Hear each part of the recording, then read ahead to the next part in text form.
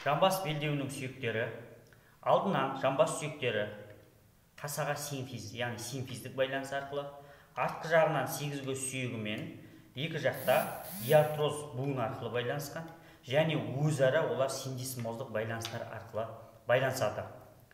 Алдынан қасаға сүйектері қасаға симфизис, симфизис пубика арқылы байланысқан.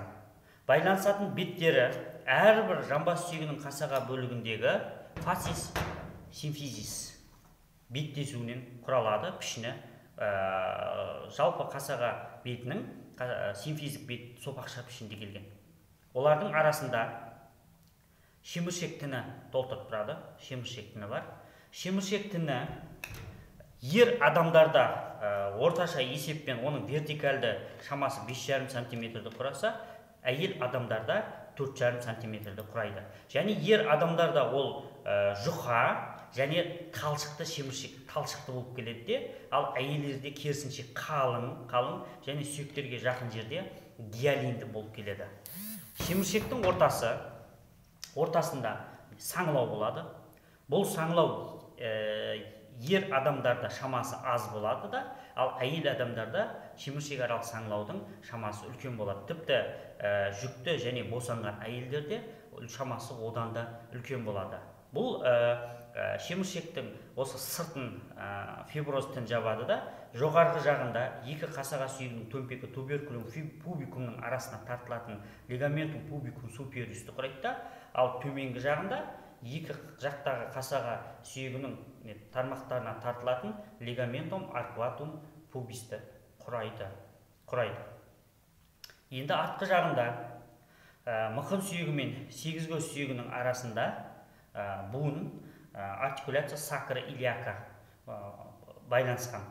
Бұл буынды бұл мықын сүйегіндегі және сегіз көз сүйегіндегі құлақша тәрізді буын беті фасис аурикулярис құрайды, беттесуінен құралады. Мінекей мықын сүйегінде қарайтын болсақ, фасис аурикулярис және сегіз көз сүйегіндегі фасис аурикулярисінің беттесуінен құралады. Буын беттерін талшықты шеміршекпен жабылған және буын қапшығы осы айтылған буын беттерінің жиегіне тартылып орналасады. Қосымша элементтеріне келетін болсақ, тубероситас илиака мен тубероситас сакралінің арасына тартылатын лигаментум сакра илиака интероссиямен буын мықтап бекітілген. Бұдан басқа буын қапшығының сыртында алдында лигаментум сакра илиака антериус және артқы жағында лигаментум сакра илиака постериуспен мықтап бекітілген. Бұл байламдарды муляждан да байқауға, қарап шығуға болады. Лигаментум сакра илиака вентрали және оның артында сакра илиака дорсали. Бұл буын жалпы жіктелісі бойынша бұл қатаң буындарға жатады. Амфиартроздар қозғалмайды. Сондықтан бұларды ерекше буындар қатаң буындарға жатқызылады. Бұдан басқа жамбас сүйектерінің өзара байланыстарында біз синдесмоздар бар дедік. Жамбас сүйегіндегі мінекей форамин обтуратория жапқыш тесікті толтырып тұратын мембрана обтуратория бар. Бұл жамбас сүйегіндегі мінекей мынадан да қарауға болады. Форамин обтураторияны толтырады, мембрана обтуратория. Бұл тек жоғарғы жағында мембрана обтураторияның тесік қалдырады болып, қан тамырлары, нервтері өтеді.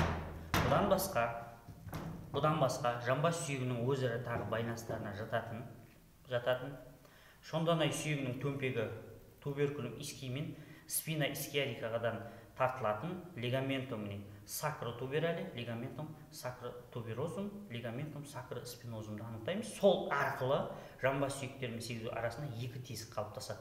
Форамин исхиадикум майор, форамин исхиадикум минор.